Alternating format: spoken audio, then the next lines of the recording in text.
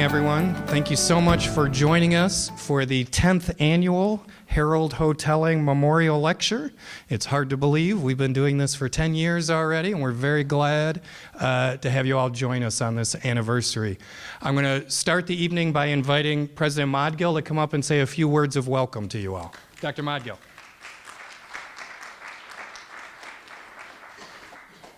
Thank you, Jason. Good evening. Ladies and gentlemen, thank you for coming here this evening. A bit rain or drizzle, but I know you're committed to intellectual pursuit, so you're here. Appreciate that.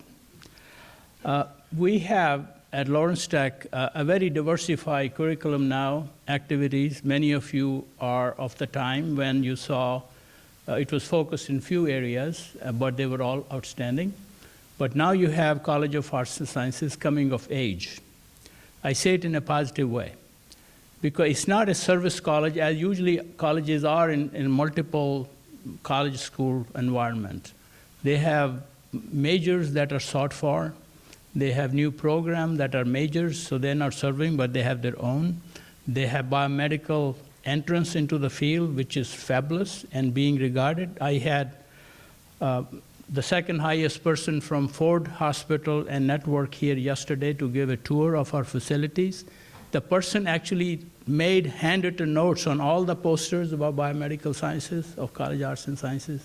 It's amazing how much the college is contributing both to the general offerings of this university, but also its own programs.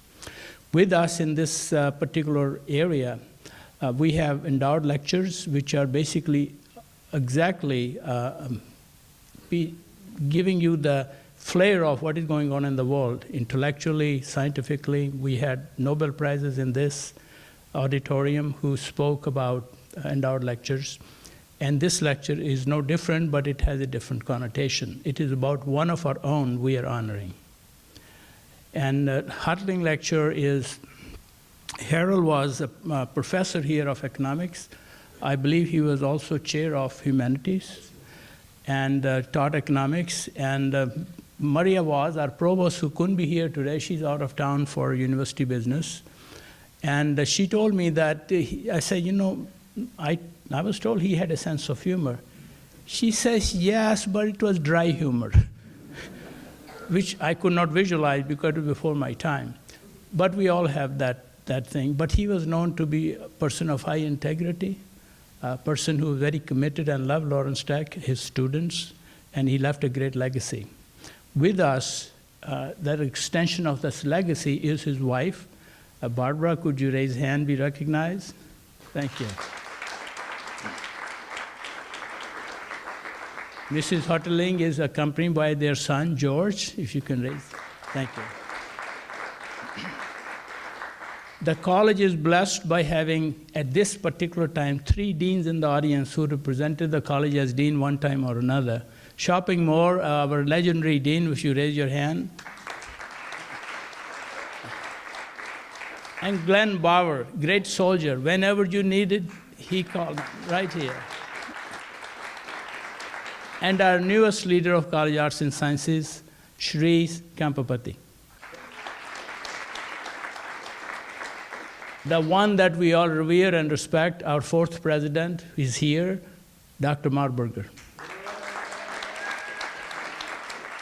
So please enjoy. We have a very important and thought-provoking lecture for you.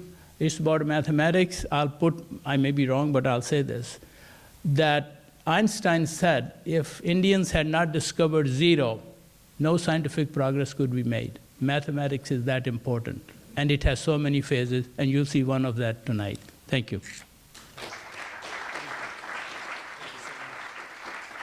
Thank you, Dr. Modgill. And I'm going to ask one of Harold's colleagues, Corinne Stavish, Professor Stavish, to come up and say a few words of remembrance about Harold.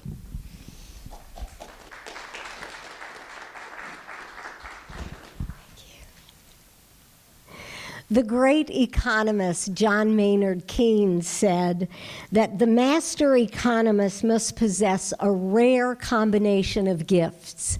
He must be a mathematician, a historian, and he also must be a statesman and a philosopher in some degree. and he must study the present in light of the past to understand the future. I think that's a really good description of our Harold Hotelling. He was all of those things: mathematician, historian, statesman, philosopher, grammarian, and he was also a leader and a friend and a teacher here. There are so many of you who do not know him and have not known him, so I've collected some of the reminiscences of people who did. Glenn Bauer, our associate dean, remembers that how Harold was a leader. He was not only, as Dr. Modgill said, the chair of Humanities, Social Science, and Communication Department, but as Dean Bauer said, he never said no to anything that he was asked to do. He served on so many committees throughout the university, and whenever there was a disagreement, Harold demanded that it be done with civility. He was a true gentleman. He also, as Dr. Jason Barrett, our current chair, remembers that Harold's favorite statement was, do you remember, Jason? Always certain? Frequently wrong. Always certain, frequently wrong. And Harold moved forward with that all the time. Not only was he a leader, but he was also a good friend to so many of his colleagues. Dr. Phil Vogt remembers that when he started working here, and Harold was our department chair, and he went up to him and he said, "I'm sure you have to buy furniture. Let me take you." And it was Harold who put him in his car, took him to furniture stores, and Phil said he still remembers the chair he bought that day, which he spent a little too much. Maybe that's what happens when you go shopping with an economist. But he bought that chair and he treasures it because every time he sees it, he remembers of the shopping trip that Harold took him on. And our former department secretary, Joyce McKisson, who worked with all of our department chairs. Where are you sitting, Joyce? There she is. Joyce remembers that when her husband Rick was out of work, and it was before Thanksgiving, that Harold showed up with a turkey and a gift card for them to go to a restaurant and be able to go out to eat because they were cutting back when Rick was out of work. And Joyce said, when Rick goes back to work, we're taking you to dinner, and he and Barbara and Rick and Joyce went to dinner. So he was a leader in the university. He was a great colleague and friend, but he was also a teacher. And one of his economic students is now one of our, actually not, he is a young professor here and just won the Holt Teaching and Excellence Award, George Michelli. He's a physics teacher, but he had Harold for economics, and he said the one thing he remembers, which might not be what Harold wanted him to remember about economics, is that Harold said he would give credit to any student who could tell a lawyer joke with a punchline that Harold did not know. No student ever got credit. So I think that John Maynard Keynes was right, that a great economist is a man of so many talents, complexities, and Harold was one who truly understood the present in terms of the past to take us to the future. We miss him, we treasure him and his memory.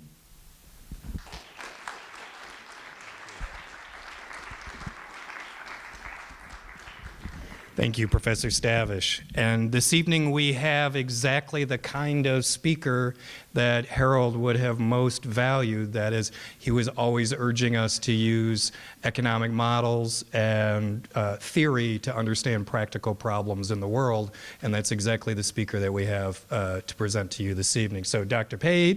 Scott Page from the University of Michigan. He is the, I want to get this right, the John Seeley Brown Distinguished University Professor of Complexity, Social Science and Management at the Ross School of Business.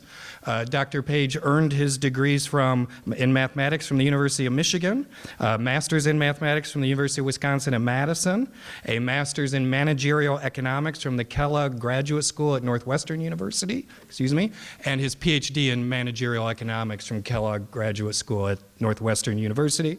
Dr. Page has taught at the California Institute of Technology, UCLA, as well as the University of Iowa.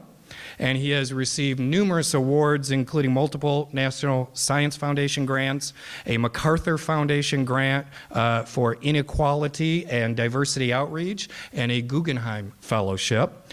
What he may be best known for, if you Google his name, is his Coursera course called Model Thinking, and I looked this afternoon, 108,000 students have taken Dr. Page's Coursera, or currently enrolled at least, that's the number that's on the front page. 108,000 students have enrolled in Dr. Page's online Coursera course called Model Thinking, in which he teaches students how to use mathematical modeling to address social and public policy problems.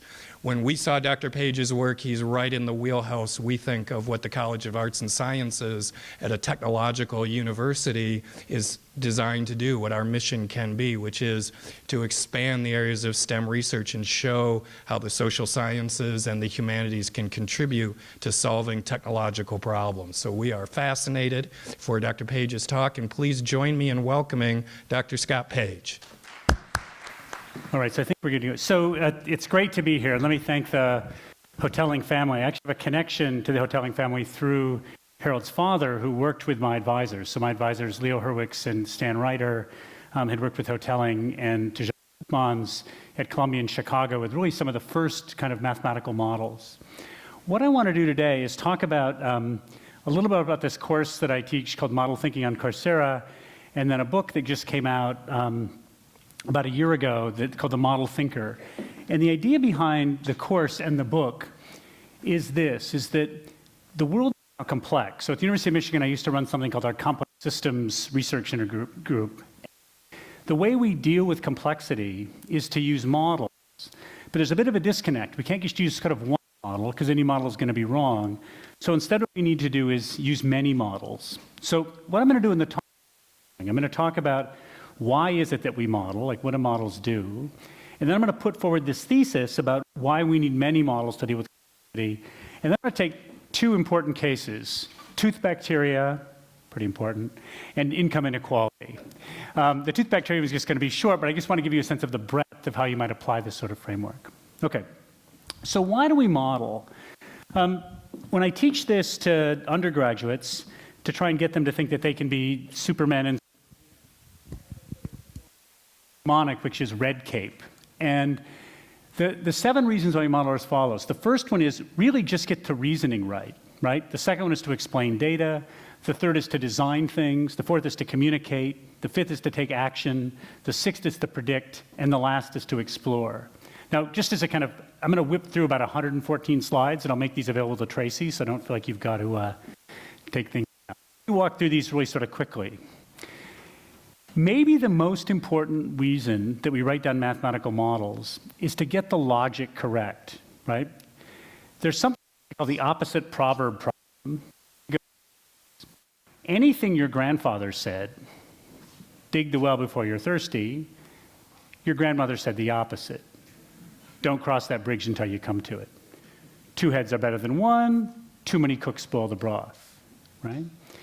What we do as social scientists, what we do as scientists generally, is kind of write down models and try and adjudicate when is it the case that we should dig the well before we're thirsty, and when is it the case that we shouldn't cross the bridge till we come to it. Second reason why we write down models is just to explain things. I'll put up some pictures of some of my colleagues. This is Charlie Doring, who's a math named. It's right in Charlie's work, what he shows, he sort of explains how you get these different turbulent flows, right? Next reason is to design. So this is Jenna Bednar, who's a political scientist at the University of Michigan, also my partner. And she does work on sort of how do you design federations, right? So if you think about how do you design a government to sort of work through checks and balances, what you get is, we're going to switch microphones here.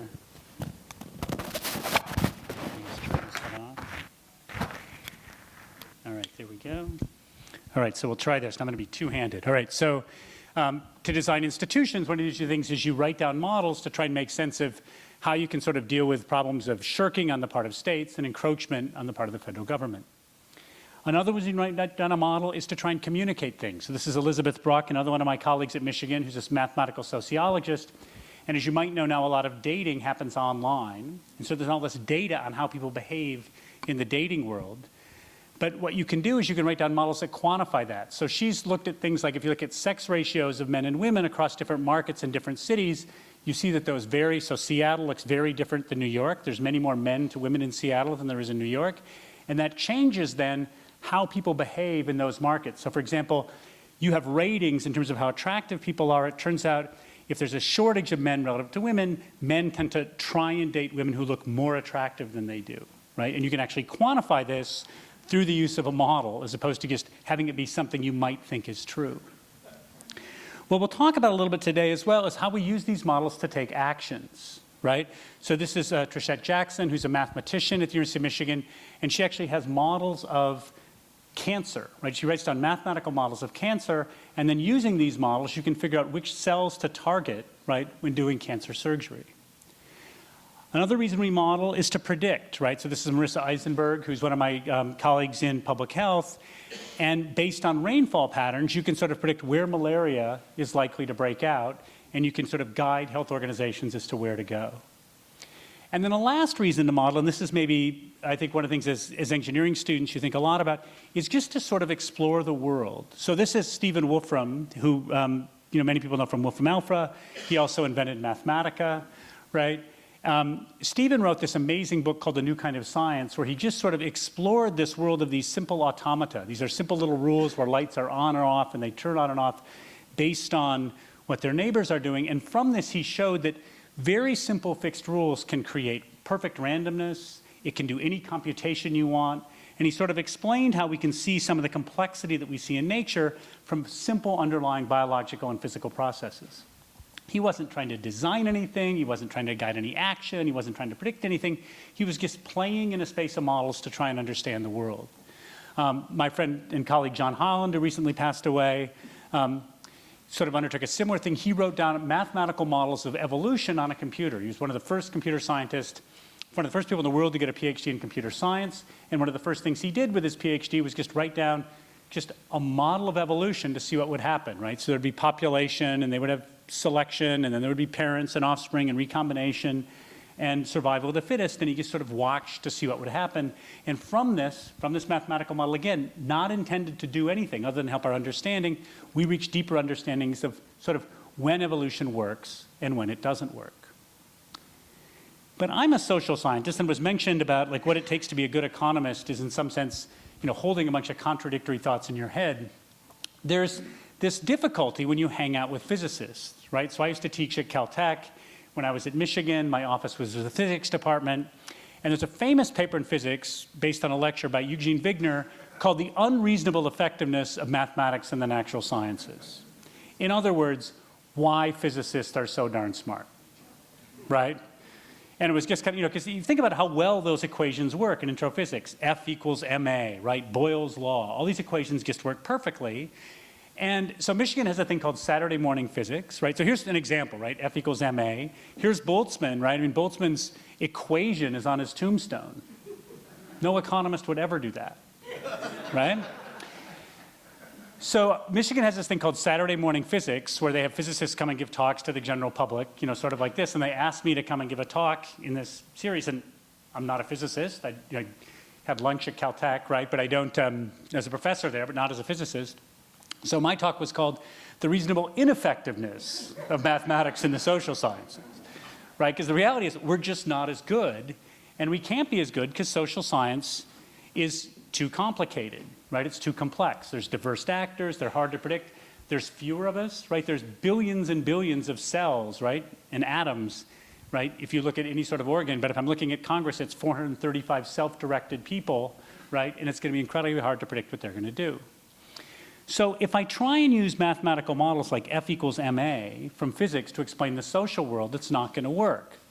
So Models, historically applied to the social sciences, are wrong. And there's a famous quote by George Box where he says all models are wrong. And typically when you put this slide up, right afterwards you put up this slide. So here's Picasso's model of a bull, right? So it captures the essential parts of a bull, right? But it's not a bull, right? And it's going to get some things wrong. So the fundamental challenge that we have, or I have as a social scientist, is that I'm trying to develop models to guide policy, to increase understanding, to communicate, to help people take actions, right? To reason through phenomena. But the tool I have, a mathematical model, a computational model, a qualitative model, is simple, but the world I'm trying to make sense of is complex. What do I mean by complex? I mean this. This is the situation in Afghanistan, right, as determined by our military. There's coalition forces, there's tribal governments, there's outside insurgent factions, there's drug trades, there's other military operatives. There's no way one person or one model could possibly explain this, right? So by complex, we mean diverse sets of actors, interdependencies, right, adaptation. Here's a gene regulatory network. Again, just the information content in something like this is overwhelming. Here is just a very simple model of money supply, right? And what you see is that it's just like a total, from the US Navy, this is total mess. If you look up just the words complexity, complex, and equilibrium, and this is in Google Ngram, starting in 1800, right, and passing all the way through to 2000, what you see is equilibrium, right, which is the yellow box, kind of rises even with complexity, with complex, but then it flattens out. And what you've seen in the last 30, 40 years is the words complexity and complex are used more and more often. And what this Google Ngram does is it surveys all the books in the world and asks how frequently the words show up. And what we see is we've moved away from a world of equilibrium and towards a world of complexity. So if you sort of scour the internet and say, what are the sort of core challenges that the next generation is going to face? It's things like climate change, terrorism, transportation, water, species extinction, pollution, these sorts of things. All of these are complex, not in some sort of metaphorical, this salad dressing is complex, right?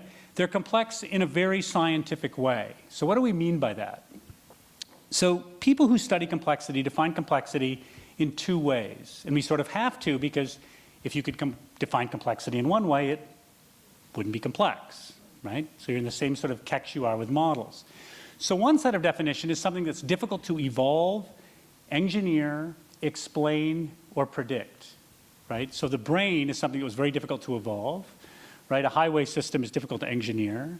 Stock markets are difficult to explain, and elections are difficult to predict typically, and so all these things are considered deep. Another class of definitions, and this comes from actually Stephen Wolfram, Murray Gell-Mann, and sort of the physics and statistics crowd, is that you can think of something as complex as if it's between ordered and random. So if something's ordered and stable, it's not complex, but if it's perfectly random, it's not complex. So it's stuff that's in between. And what's really fun is if you're a social scientist and you take this lens of things being complex or not complex, you see that not everything's complex. So this is a wonderful graph, and you can look this up for almost any commodity and it'll look the same.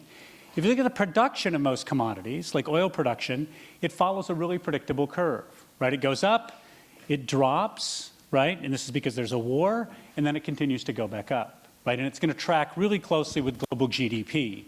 If you look at oil prices, forget about it, right? So oil prices are going to be complex. Oil production is going to be equilibrium. Same's true if you look at the auto industry. Auto production is pretty predictable. Auto prices are almost impossible to predict. Okay. So what we want to think about then is if the world is complex and we're pretty simple and the models that we can use are pretty simple, how do we get around that problem? Because there's a fundamental tension. And the way we get around it, the way we achieve wisdom, is through what we can call many model thinking. Now, this isn't a new idea. So this guy Aristotle sort of had the same idea. And he said when they have come together, the multitude is like a single person, yet many-footed and many-handed and possessing many capacities. So you can go back to the Greeks, and the whole idea sort of underlying democracy was that groups of people can be collectively smarter than individuals, but the reason they can be collectively smarter is because they're diverse. Right? They see the world in different ways. What we want to do with many model thinking is sort of enforce diversity by sort of using very different models that provide different lenses on the world that they give us sort of a deeper understanding. So let me explain this in sort of a somewhat didactic way, but it should be sort of at least fun. So there's something called the wisdom hierarchy that goes as follows. At the bottom, there's just raw data. So what do I mean by data? I mean things like cash register transaction data, right? I mean the little ACTGs in people's genetic code, right? It's just raw data. There's no structure to it. We don't know what it means at all. It's just long strings of zeros and ones. A lot of what science is taking that data and turning it into information, turning it into things like genes, chromosomes, GDP, that sort of stuff. So if you look at genetic information, you've taken raw strands of DNA, which is just data, and you've turned it into things, right? Genes that actually have functions and map to phenotypes and things like that, right? The same is true if you look at economic information like unemployment. That's taking raw data about people having jobs and turning it into a statistic that we can use to guide policy. So if you look at something like Malaysia's GDP by sector, right? This is taking data and putting it into information that then we can use to make sense of the world. On top of data is knowledge. What knowledge is understanding sort of these causal and correlative relationships between pieces of information. And this is where models come in, right? So this could be a genetic model. This might be a model of a systems dynamic model of sort of firms and households and products, right? And that knowledge basically takes information and gives us mathematical relationships or causal relationships between the data that we've put in these useful bins. And then wisdom, which lies at the top, is essentially the ability to work through all these different knowledges, to take Aristotle's idea, right, and say, okay, here's all these different ways of thinking about it. Let's do the many hands, the many feet, and combine them, or let's maybe just choose the best one. So here is a project I was involved with tangentially, where we were asked by the British government to figure out the root causes of obesity. So we solved it. If you look at this, right, each one of these boxes is a piece of information. You can't read them, but it says things like, you know, hours of exercise, how many sidewalks there are, people's genetic, you know, predispositions, all those sorts of things. And then you can put those different pieces of information into categories of knowledge about food production, consumption, psychology, individual physical activity, social context, all these things. And what you see right away is there's no way one person can understand this or one model can understand it, but within each one of these broad categories, there's different models. And so this is where this model diversity becomes so important. There's not going to be some single silver bullet that you're going to use to solve the obesity epidemic. Instead, what you're going to need is you're going to need a really comprehensive approach that uses all the knowledge that's embedded in these different models. Now, here's sort of a cool thing. So we've got this framework. There's data that goes to information that we use models to embed into knowledge, and from that we get wisdom. What you can do is you can kind of turn your head on the side like this and put this same graph sideways. Why would I do that? The reason I do that is we've all seen this graph about 9,000 times. It's the deep learning map, right? So in data science, deep learning says what? You've got an input layer that takes in data from the environment. Then there's a hidden layer that combines that data into chunks, right? This is sometimes called chunking, which is information. Then there's usually a second or third hidden layer that looks for sort of combine those pieces of information, those chunks. Look for relationships, correlative relationships between this box and this box. Does this cause this? Does this correlate with this? That's building up knowledge within the system. And then there's a set of weights, right, that get attached to these different sort of things from the second layer that give you sort of a final answer, which you hope is wisdom. The difference is this all happens inside a black box and you just kind of hope it works, right? In society, what we'd like to do is in some sense have some malice aforethought and think about what models are we applying, what information are we gathering, which data do we have access to, so that we can get the output we want, okay? But the full story sort of looks like this, and the reason we want a variety of models is because the stuff we're dealing with is complex.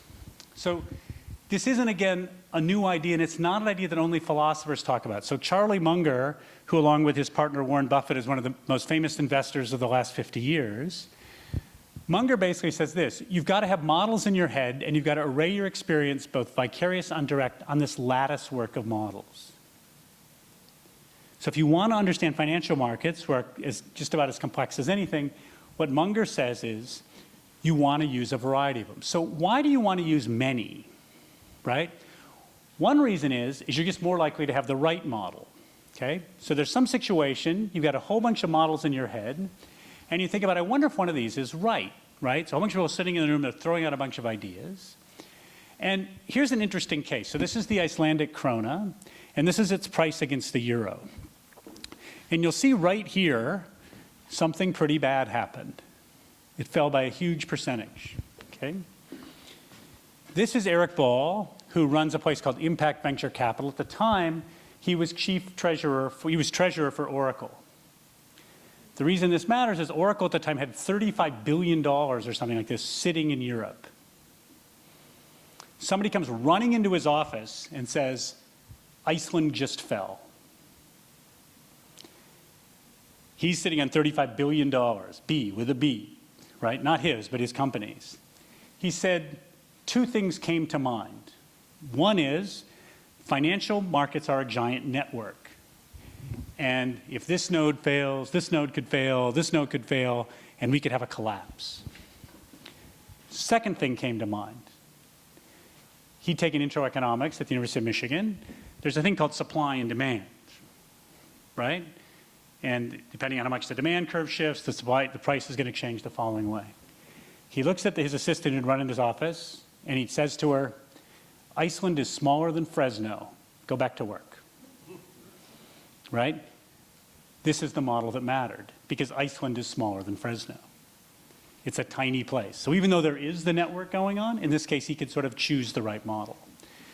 Now, often it's the case, and more often it's the case in these complex problems, there's not one model that's going to work. You sort of want to leverage diversity. So there's a famous book that came out about 10 years ago called The Wisdom of Crowds by Jim Surowiecki.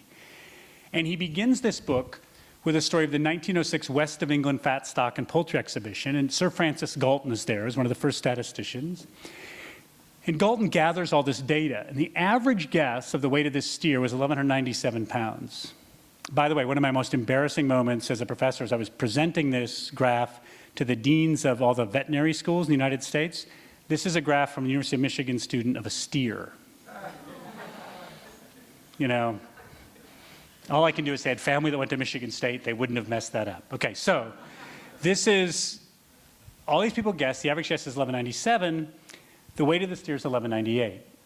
Now, this is an anecdote, and remember, go back to the opposite proverbs thing. You don't want to sort of guide policy or make decisions based on anecdotes, no matter how compelling. You want to try and write down models to understand why this would be true. So I'm going to show you a model that explains why this is true, but the model is also going to tell us why we want diverse models. So there's something called the diversity prediction theorem that says this. If I take a bunch of models and take the crowd, think of a crowd of them as the average, right? The average error of those models, right, of the crowd is going to equal the average error of the models themselves minus their diversity. What do I mean?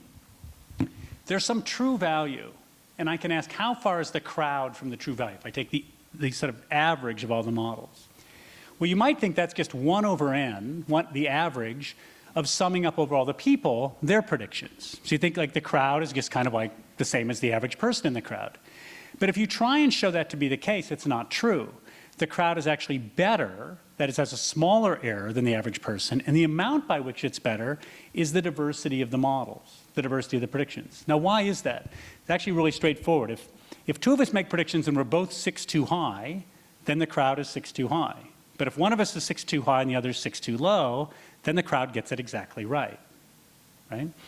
So what you want, if you're trying to predict something, is you want to have people who are smart. You want to have models that are pretty good, so this number's small, but you also want models that are diverse, so they've got diversity to make the crowd smarter. So if you take Galton's data, remember I said the crowd was off by 1 pound. In the formula, there's squared errors, so they're off by 1.4 pounds. So that's 2. On average, people were off by about 75 pounds, right? They were also diverse.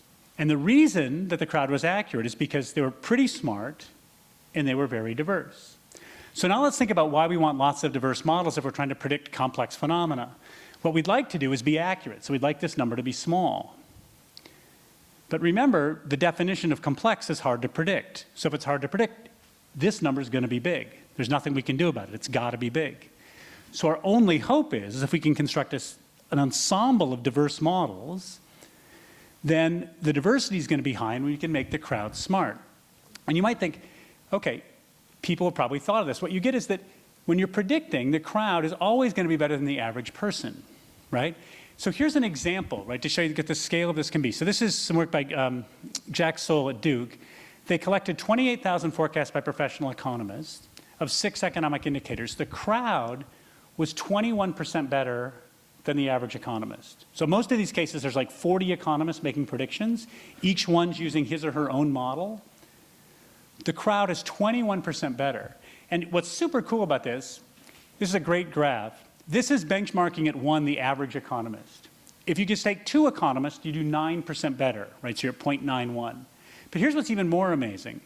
The best economist, and some of this, it's Abby Cohen from Goldman Sachs, is 10% better than an average economist, right? So she's at 0.9, so she's 10% better. Average her with the second best economist, who by definition is not as smart as her. You do 17% better. The average of 10 and 9 is 17. Why? Because their models are diverse. Because if you get 2 economists in the room, they're going to disagree, right? And that actually ends up being a strength.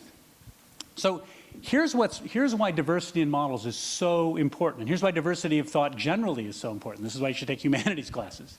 If you're building a portfolio of stocks, there we go. Now I'll get the $50 check. If you're building a stock portfolio, right, you get the average. The reason you build diverse stock portfolios, if the airline stock is high and the oil stock is low, you're still going to get 5%. So you don't want to put, here's the proverb, all your eggs in one basket, sort of thing, right? But here's what the data looks like from the economists predicting. The very best one is at 10%, the second best is 9%, third best 9%, fourth best 8%. When you average them, you're 22% better. Why? Because you've got diverse models trying to make sense of a complex phenomenon. Okay. So you might think people should have figured this out and they should be leveraging it. Well, they are, right? So if you've taken a computer science class, right, you might have heard of something called bagging.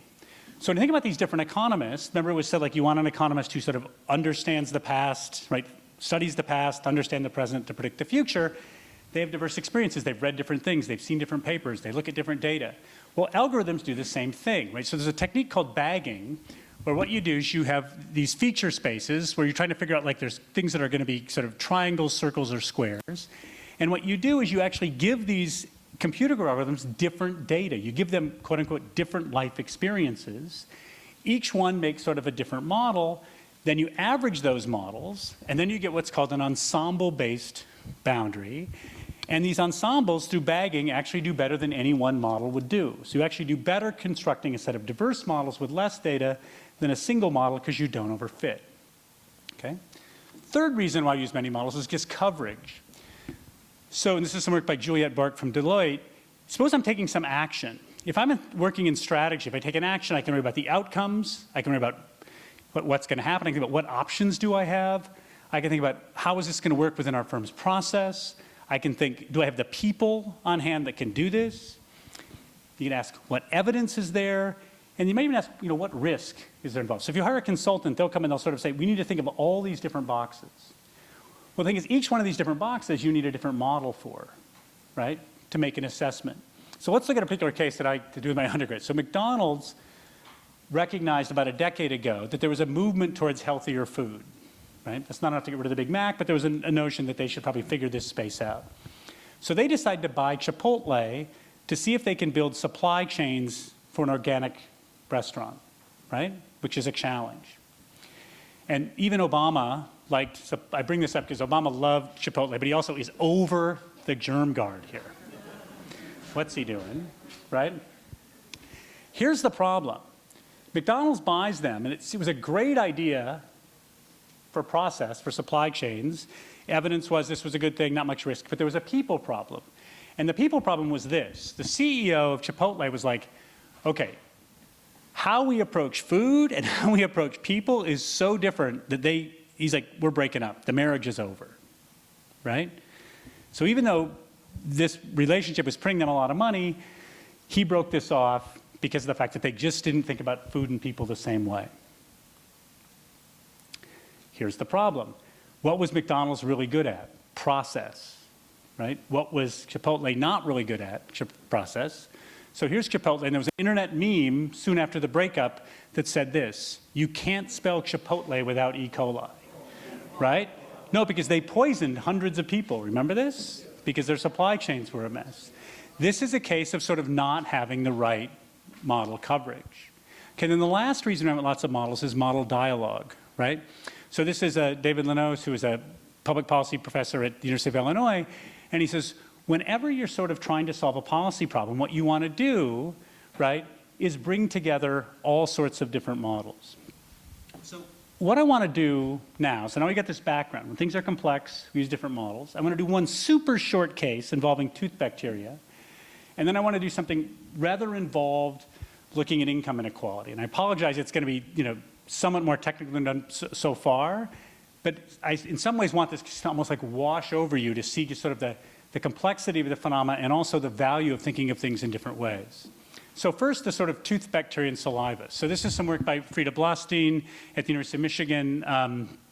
And what they're doing is they're sort of saying, let's look at sort of on your teeth, you've got like a whole ecosystem. There's like an Amazon going on in the bacteria on your teeth as well as in your gut. And so they study these sort of tooth biomes. And so there's sort of this story here that there's these sort of like little biomes here, and they do things that all biological species do, like have offspring and mutate and all that sort of stuff. And those can turn out to be really bad things that destroy your teeth, or they can be good things that make your breath fresh and your teeth white and everything else. So one thing you can do is you can do something called Dirichlet multinomial mixture modeling, where what you do is you sort of like assume a distribution, you draw things out, and you try and find categories, right? And there's another thing you can do is if you do this, you get 6 community types. So you sort of say, oh, there's 6 types of bacteria. Another thing you can do is you can sort of say, let's create a network of these different bacteria. And if you do this, what you find is that you end up getting 5 categories instead of 6. I'm getting hold on, let me put this thing away. I don't know what's happened. All right. So you get 5 instead of 6.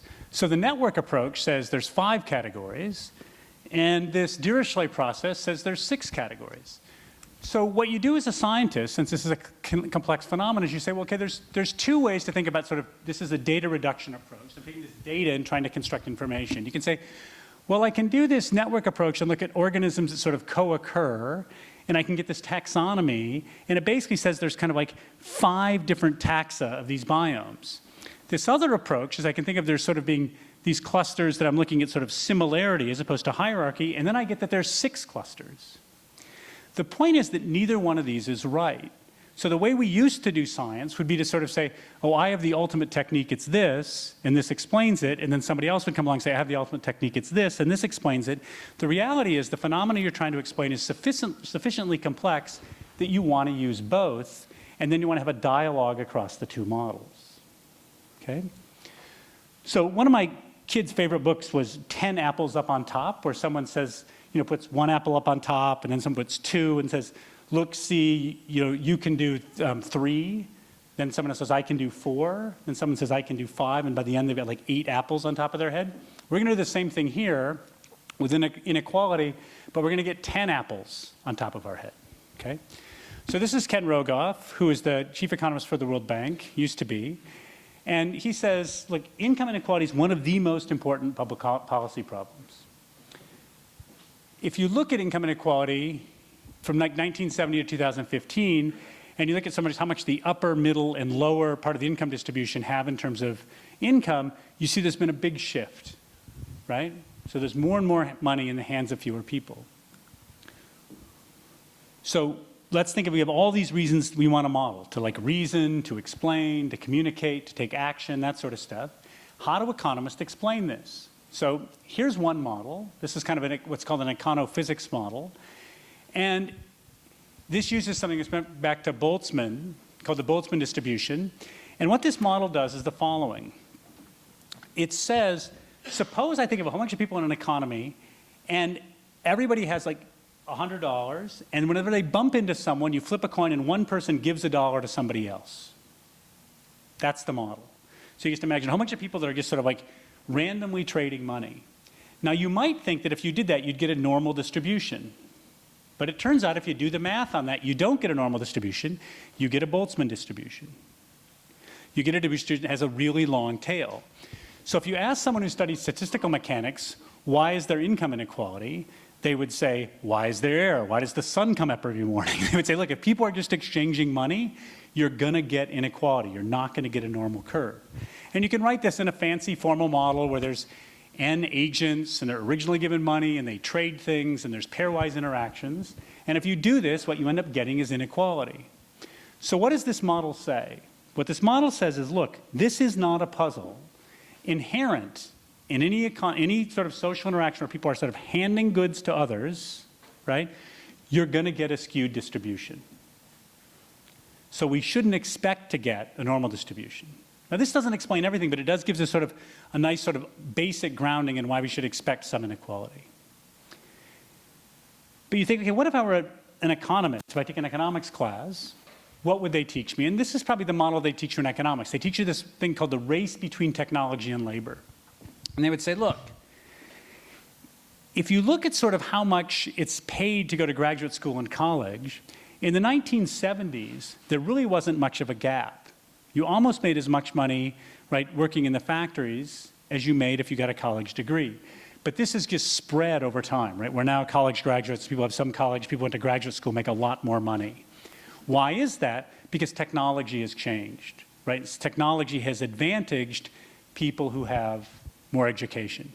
So how do you write this in a model? Well, you write some model that says output in the economy depends on capital and then high skill and low skilled labor, and you estimate the relative value to high and low skilled labor. This is kind of like straight out of an economic textbooks, and what you get is the relative wages depend on this technology. So this is just a straight University of Chicago model, Harvard model, and it basically says there's something called the technological advantage parameter, which says how much more does the economy help high skilled people, and you get technology is driving this, okay? So this says, what's happened? Machines are replacing workers, right? That means that the labor market is kind of lousy if you're competing against machines. Technology at the same time has given big advantage to people who think for a living, and that means people who think for a living are making more money. Okay, that sort of works, but here's a third model. And the third model says, well, here's sort of the funny thing. Not only are more educated people making more money, but it's also the case, if you look at any profession, airline pilots, veterinarians, college professors, podiatrists, dietitians, Pilates instructors, you name it, the differential within profession has also gone up. So it's not just educated people, like some people, so some airline pilots make $140,000, some make $35,000. Why is this? Well, you can make a model that says that looks like this. You can say people have some innate ability, and the ability is the rate at which you learn, the rate at which you continue to sort of grow. And if you look at the data, what you find is people who are lifelong learners are way more successful than people who are not. And so if your ability isn't just your SAT score, your ability is sort of how much you're willing to learn each year, what you get is that you're going to get this spread in wages. Okay? So what does this model say? So here's another way to think of this. I'm sorry. So there's something called the rule of 72. So if your income grows at a rate R, your income is going to double in 72 divided by R years. Okay? So this is true of an investment. So if you have an investment that pays 12%, it doubles in 6 years. If you have an investment that pays 3%, it doubles in 24 years. So if you have two people who both come out of college making $50,000, and you want to ask where are they 36 years from now, if someone has 2% increases, so they're studying some, they're working, they're getting 2% better, then in 36 years, 72 divided by 2 is 36, it's going to double once.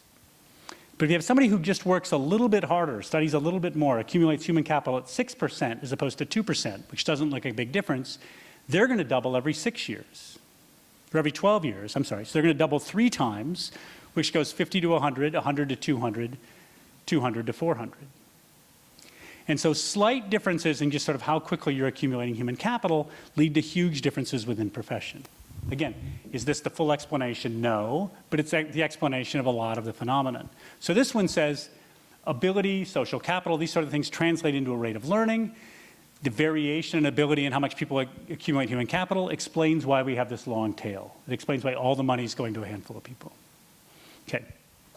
Here's a fourth model from biology, which is super fun. This is the maintenance and growth model. So here's the standard model of growth from biology. So one of the things we do when we teach people how to model is you want to take any model and think of that as something that goes in your toolkit and think, can I use it? So here's how they teach growth in biology. You have a total amount of energy. That energy can go to two things. It can go to maintenance or it can go to growth. So when a child is born, doesn't have that many cells. It's a small thing, right? So not that much has to go to maintenance, so more can go to growth, right? As you get bigger and bigger and bigger, more of your energy has to go to maintenance and less can go to growth, and that's why things stop growing, right? Fairly straightforward explanation. These equations come from Chris Kempis' work. Here's a funny thing. This is something from the New York Times a couple years ago. It turns out people who come from wealthier families, their parents do things like buy them apartments in the city so they don't have to commute, right? Buy them gym memberships, take them to a nice vacation, make sure they get good health care, all sorts of things that sort of make life easier, okay? That's just an empirical fact. Why does that matter? It matters if we go back and view it through this lens. Let's go back to remember the model we had before about 6% growth versus 2% growth and how that led to very huge, massive differences in income 36 years down the road. Let's suppose I have two people who both have energy of 12. And in the one case, they have to spend 10 of those 12 units on maintenance. Longer commute, right? Don't go to the gym, not as much health care, taking care of family. They've got all these other responsibilities. So all this time is going to maintenance. That only leaves 2% for growth. Somebody else comes from a more advantaged family who's giving them gym memberships, renting their apartment, taking them on nice vacations, helping them out with maybe maid service at their apartment, that sort of stuff. They've got only 6% going to maintenance. I'm sorry, this should be a 6. So 6% can go to growth, and then 36 years from now, they're making a lot more money. So this basically says if you take this growth model, social status is going to correlate with higher growth in human capital, and that may explain why you see more income inequality. All right, model 5, preferential attachment. So this is sort of a super cool model, which says the following. It used to be we bought a lot of stuff because we needed to buy it, right? But now a lot more goods are lightweight, and I buy the stuff that other people buy. Okay, so this is a famous experience called the Music Lab experiment, and it goes as follows. Duncan Watts and Matt Segalnik allowed students at Columbia University to download a whole bunch of music. So what they did is they said, here's hundreds of songs, and you can download any song you want for free. So this song got downloaded 150 times, this one 148, and this song, which was kind of lousy, didn't get it downloaded by many people.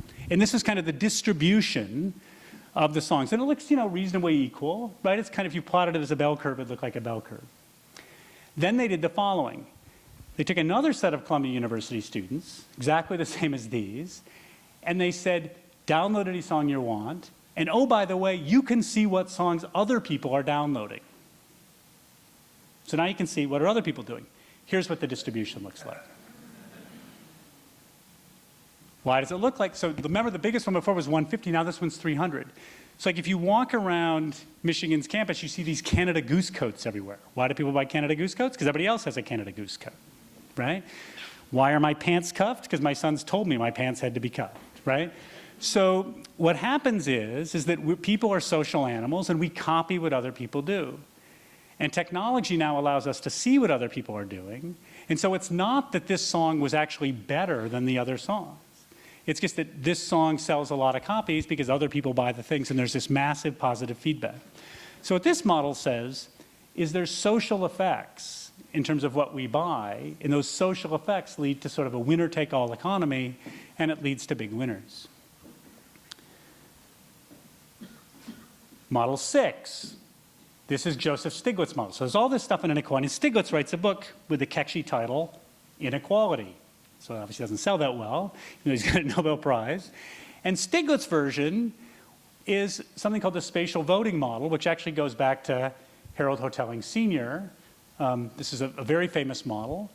And here's what Hotelling's model sort of says. It can explain the following. If you look at the ratio of the CEO compensation to a production worker, in 1966 it was 33, and now it hovers in the 200s. If you look across countries, right, in Japan it's 11 to 1, Germany it's 12 to 1, in the United States, in this particular sample, it was 475 to 1. So this is how much the CEO makes to a worker.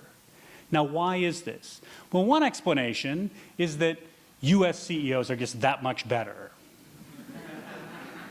Okay? As my yoga teacher used to say, label that a thought, put it away. Right?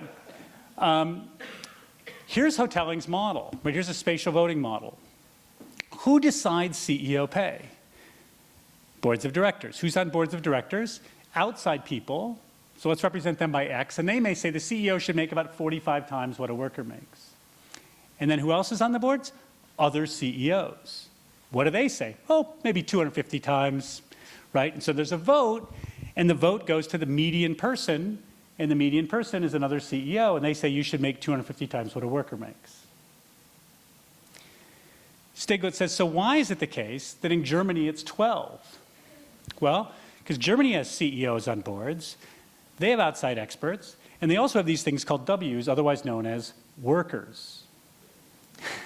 So if you replace a CEO with a worker on the board, the median voter goes from someone who thinks that the CEO should make 250 to someone who should make 45.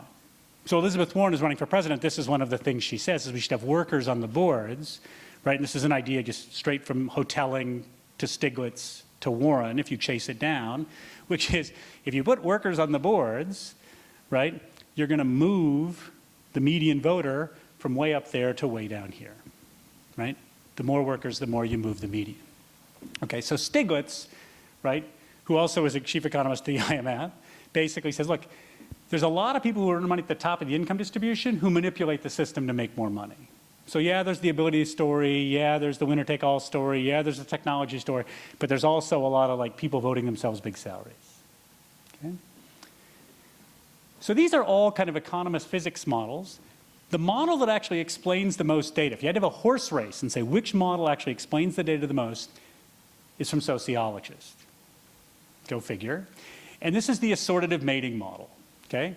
And it looks complicated, but here's the model. When two people get married, you combine their income. So it's got a very complicated formula.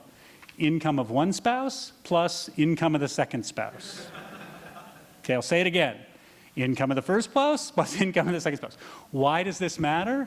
The reason this matters is that it used to be people married people for beauty, right? Or shared interest.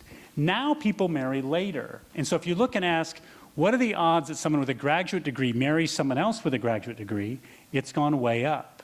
And so what you have is, before you might marry someone who said she was going to be a doctor, right, when she was 23. Now you know if she's a doctor, right? And so doctors marry doctors, consultants marry consultants, professional athletes marry professional athletes. And so you have this big increase in assortative mating, and that leads to a huge increase then in income distribution. So highly educated people are now far more likely to marry highly educated people, and then that amplifies, right, the thing we've seen in the past. Okay. Model 8, this is another sort of simple one. This is Piketty's model, right? So Thomas Piketty wrote this book, Capital, in the 21st century, which sold tons and tons of copies, right? It didn't sell many copies in French, which was written in, but the US, because the French didn't care about it as much as we did. His has an even simpler explanation. So he says if you look at economies across time and if you write down simple models, here's something that always holds. The return on capital is higher than the growth rate. So if I have money and I just put it in the bank and I don't spend too much of it, my wealth is going to grow faster than the economy grows.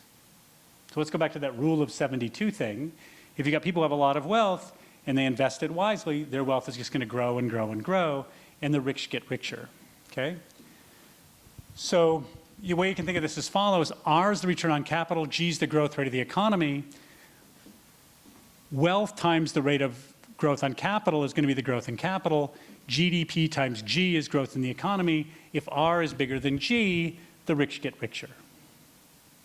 Now, he basically shows this in gory, gory detail across all time, right? So this is data from like 1910 to 2010, and you can look at sort of capital income, and business gains, and what you see is these sort of capital gains and interest income are big, big chunks of income inequality. And it's just based on a very simple formula. So Piketty's book, even though it's like 900 pages long, he says, look, a lot of the high incomes come from capital rents, and that's always going to be the case.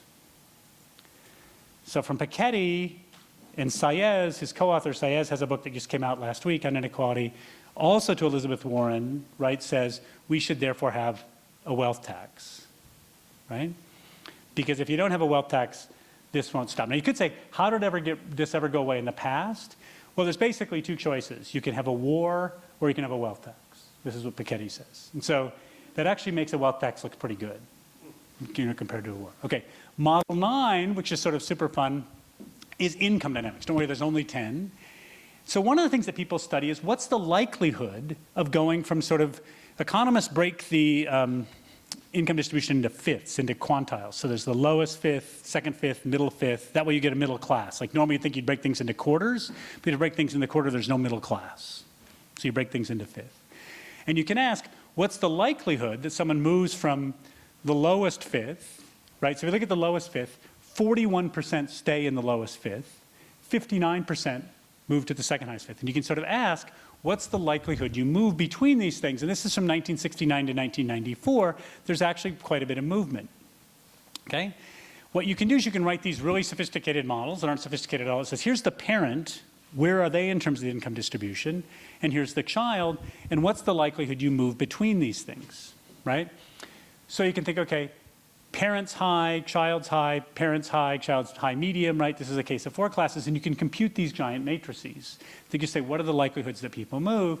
And what you find is that movement has slowed. Now the question is, why? Well, this is some wonderful work by Gregory Clark called The Sun Also Rises. And he argues that it's due to this sort of transfer of tacit knowledge and social capital. So what he does, he says, what are the relative chance of attending Oxford just based on your first name? So if your name is Eleanor, you're 3.7 times more likely. Peter, Simon, Anna, Catherine, Elizabeth, Richard, Catherine, John, Stephen, those are all good names. Shane, Shannon, Paige, Jade, Kaylee, Reese, Connor, Stacy, if those sound Irish to you, they are, right? And these numbers are like 0.02. Now, it's not like you're going to name your child based on them not looking very smart or something. What's going on here is social capital. These are high social capital names. These are low social capital names. And what's happening is there's been this transfer of social capital. So there's strong evidence. This is sort of the opposite. It's a complement to Piketty's argument. Piketty's argument is there's just these people with this wealth and they just pass it on. Clark is like, no, it's not even that.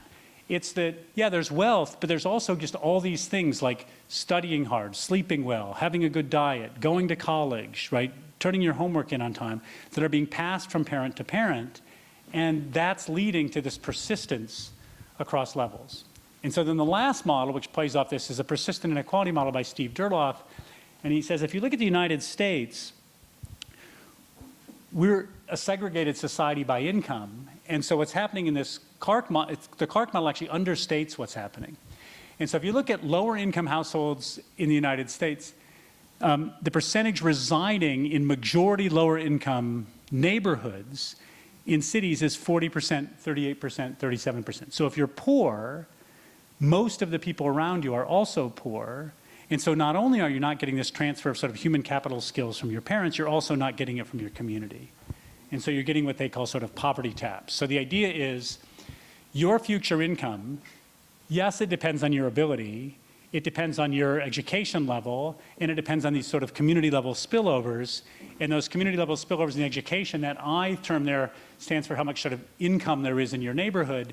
And this sort of sorting that we have, this lack of integration by income in the United States, leads to less education and less spillovers, and that's what's causing the inequality.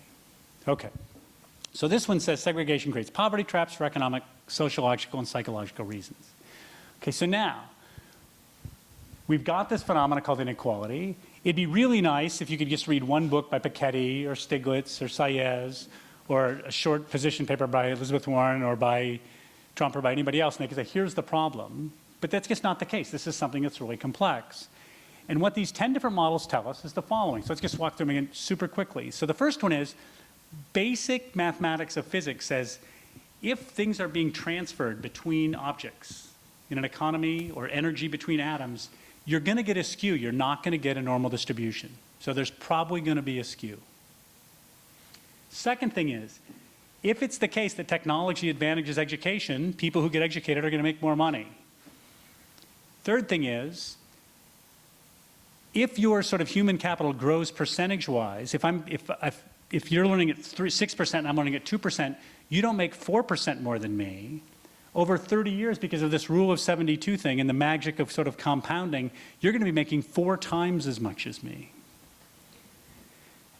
Related to that is this sort of maintenance and growth thing, is that if I come from advantage, I actually have more time to work on growth. So there's a wonderful book called Black Picket Fences, which talks about how even if you make it out of an African-American community, right, and get educated, oftentimes you have so much responsibility to your family, right, that you end up not having the time to focus on growth, and you spend time on maintenance.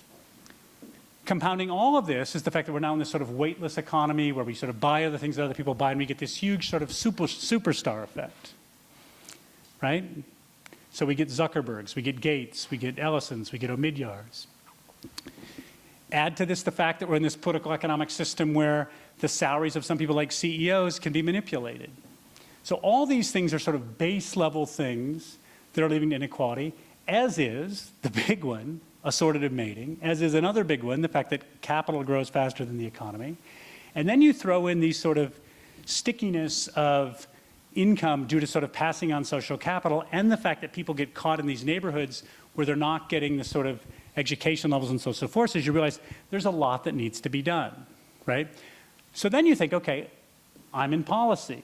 I've got a whole bunch of tools. I can have monetary policy, I can have government hiring, I can have taxes, I can give guaranteed income, education, pre-K, unions, safety nets, minimum wage, residential segregation. You can watch a presidential debate and play inequality policy bingo, right? And your card will be full pretty darn quick, right? But what's wrong about those debates is it's kind of like people say, this is the problem, right? Or this is the problem, or this is the problem. But in fact, if we think through all these models, you realize, wow, no one of those things is probably going to work, right? So if you take unions, right, that's not going to tell you much about ability, superstars, median vote, maybe do median voter or assortative mating, right? So what we need to do then is if you take something like Piketty's book where he says we should have a wealth tax, right? Well, Piketty's saying there's just this fundamental thing about growth and capital, so that leads you to saying, okay, we should have taxes, we should have unions, and we should probably have a minimum wage. If you buy the persistent inequality model, you think, okay, we probably need some government hiring, we probably need earned income tax subsidies, we need education, you get a whole list of things you probably want to have. So the point is, in dealing with these complex phenomena, is you want to look through lots and lots of different frameworks. So I want to end by making sort of another appeal to literature, and that's this. So Maxine Hong, so when I got my job at Caltech, you know, I was told I could invite in any speaker I wanted, so I said, I want to bring in Maxine Hong Kingston, because like I'd read her book, The Woman Warrior, when I was an undergrad, and I didn't understand it at all. And I read it again, and I eventually sort of understood it. But she has this wonderful quote that says, I learned to make my mind large as the universe is large, so that there's room for paradoxes. And one of the things I think it's so important, and the great opportunity of being a technical school like Lawrence Tech is, you're at a place where you're learning all sorts of models. Like this is not a lecture I would give at most schools because people would just be overwhelmed, like, oh, I got physics model, biology model, chemistry model, right? But the reality is, getting a technical education, especially in this age of big data, and funding an education like this is basically training people to have all these models, which are lenses on the world through which you can filter that data, right? But your mind has got to be large, right? To make sense of these things, you have to sort of willing to accept lots of different frames, and when presented with a possible policy idea that's going to change everything, you want to filter it through all those different frames. So you need to make your mind large so that you can sort of absorb the contradictions and absorb the paradoxes. All right. Thank you very, very much. Thank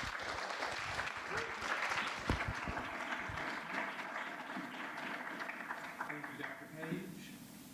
Do we have questions from the audience? Maybe we have time for just a few. Does anyone have any questions? I have a question. Yes. John Sturman came with a technique for modeling social, science. Yeah, so John's a friend. Yeah, he's great. Yeah. How useful had that been? I used to teach some of them when I was younger. How much of it is used currently, in your opinion? So Sturman's, it's funny, Sturman's stuff is actually used a lot by the auto companies. And so Sturman has these systems dynamic models. And one way to think about his work is that it's a general framework in which you can, like, so if I took these 10 models, probably 7 of those I could embed within a Stella modeling environment, right? And you could think, why don't I just create one big model? But if then I create one big model, it's like creating, there's something called the Borges map problem, where there's these map makers who make better and better maps, and eventually they make a map that's the exact same size as the country. Yes. And then the map doesn't do any good, right? The same's true of these models. The reason why you want to construct 10 different models is that each one will give you a different lens and you can kind of gain some deep understanding. What's beautiful about Stella, about Sturman's systems dynamics stuff, is that it's a very simple framework where you just kind of create boxes and arrows and stocks and flows, and you can sort of construct all of these, right? So in my models book, I talk about that, and that chapter kind of got cut short, mainly because I say, go see John's 900-page book, right? Yeah.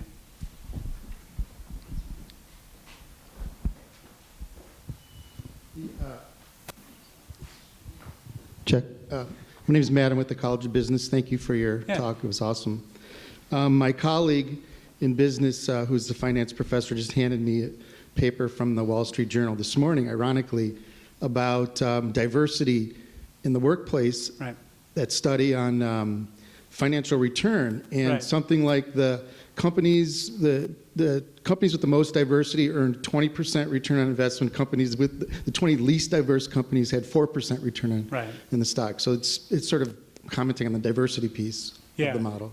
No, it's, I mean, so it's really strange because a lot of my work is on sort of the mathematics of diversity in this space. And when I got hired by Michigan, Pat Gurin, who is the dean, brought me in and said, we're really happy to have you here, but you're kind of wasting your life. And I was like, what? And she's like, no, like we're making this case at Michigan on purely normative grounds. Like it's the right thing to do. And like, oh my gosh, there's all this people in this sort of modeling space and computer science and big data basically showing that the way we confront complexity and the way you make sense of a complicated world is through lots of different frames. But instead of just sort of saying, we value people with diverse perspectives in quotes and just sort of like feel good about it, what you really want to do is say, no, let's actually bring our different life experiences, our different data, our different understandings of the world, you know, formally if we can, informally, qualitatively if we have to try and make sense of stuff. And no, anytime, if you just run a horse race between, you know, teams and individuals, teams win, teams win, teams win, right? And, but it is, the one thing I'd add though, and this is where college is so important, is almost all the amazing groups are diverse. Almost all the homogeneous groups are B pluses, but there's a lot of diverse groups that are train wrecks. And this is where creating a diverse college environment is so important, because this is a space where you can learn, right? And if you learn the ability to work in these diverse groups and, you know, learn as an engineer to talk to a sociologist and learn as an economist to talk to a physics professor, right? Then you can tap into this and get these returns. But no, you're absolutely spot on. My question actually picked up on that. I love this talk, and there's Thank so you. much that I found provocative here.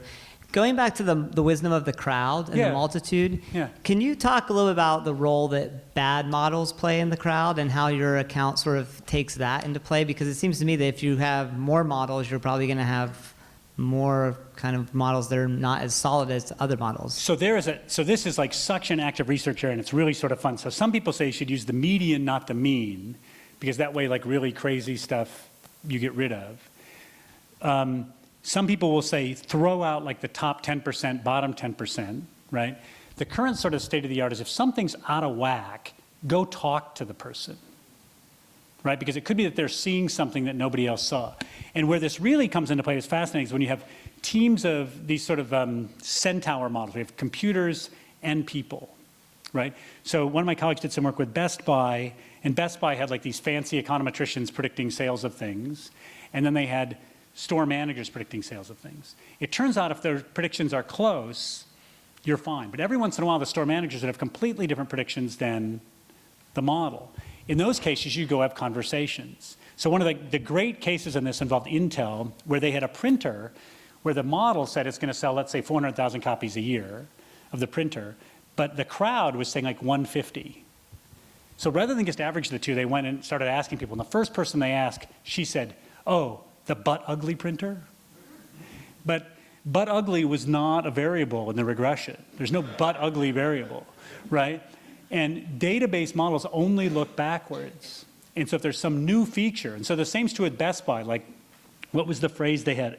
HMOG, which was Holy Mother of God. So like when these TVs got to be like 58 inches, right? If you just did a linear regression, you'd say, oh, that's going to sell 20% more than the TV that's 42 inches.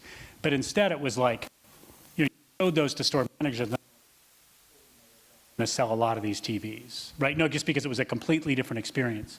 So humans have so oftentimes when somebody's way out of whack, it's because they've recognized, it's either because they've recognized a nonlinearity or a feature that no one's seen, or they're totally out of whack. And so that's a time, rather than just sort of say average, you want to like have that discussion and see what's going on.